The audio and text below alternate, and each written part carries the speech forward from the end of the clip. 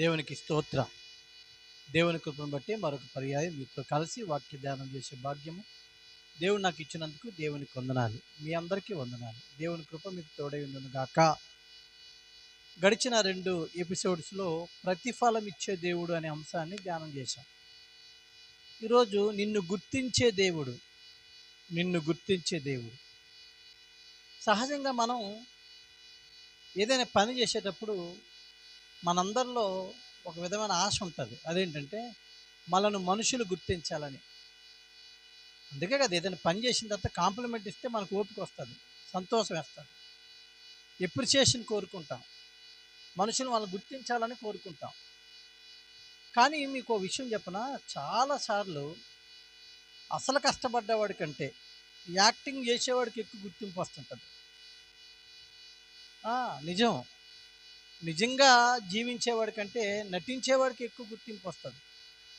వ్యసనం కలుగుద్ది, ఆయాసం కలుగుద్ది కూడా. కానీ మీకు ఒక శుభవార్త చెప్తున్నాను ఈరోజు. యేసు దేవుడు నిన్ను గుర్తించే దేవుడు. ఓ సంఘటన మీకు తెలియజేయాలని ఆశపడుతున్నాను. నిర్గమాకాండం 17వ అధ్యాయంలో ఈ చరిత్ర నిర్గమాకాండం 17వ అధ్యాయం 8 నుంచి 16 వరకు ఇలా రాయబడి ఉంది. ఇశ్రాయేలు మోషే నాయకత్వంలో ఐగుప్తు నుంచి విడిపించబడ్డారు. కనానికి యాత్ర చేస్తున్నారు. మధ్యలో రెఫీదీం దగ్గరికి వచ్చేసరికి అమాలేకీయులు ఇశ్రాయేలుతో యుద్ధం చేయడానికి సిద్ధపడ్డారు. ఆ సమయంలో సూర్యోదయం మొదలుకొని సూర్యాస్తమయం వరకు యుద్ధం జరగాల్సిన పరిస్థితుల్లో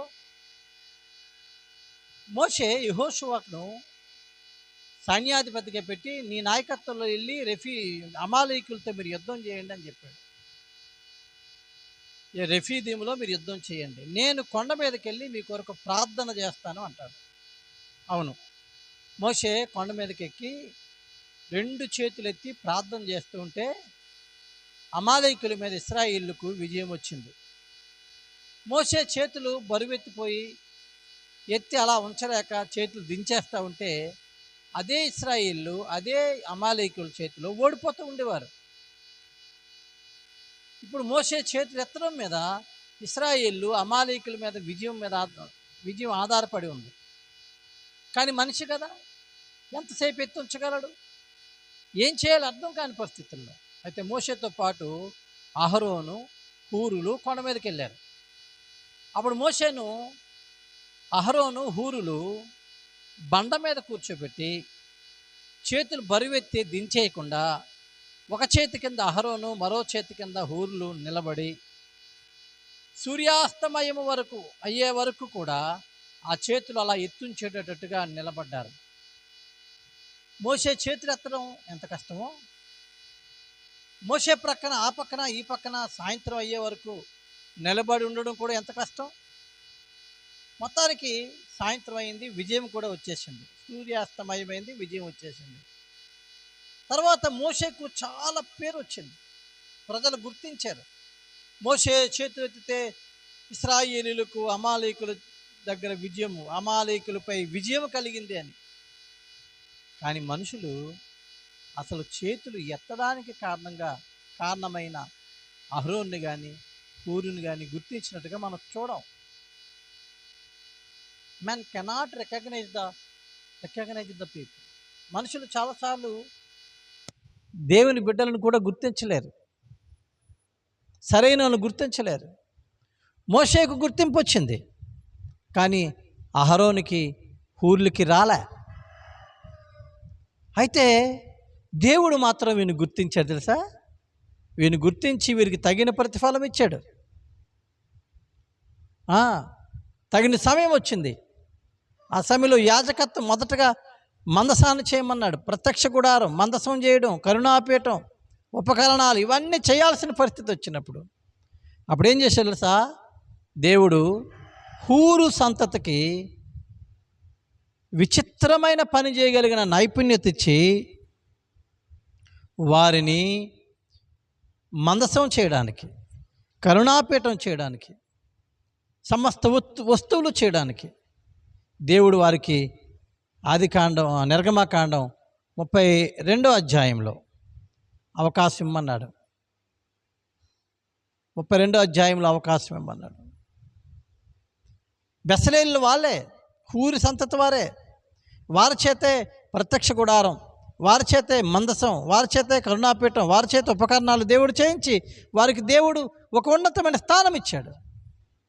అంతేకాదు అహరోన్ను కూడా గుర్తించి నిర్గమాకాండ 28వ అధ్యాయంలో మనం చదువుకుంటుంటే,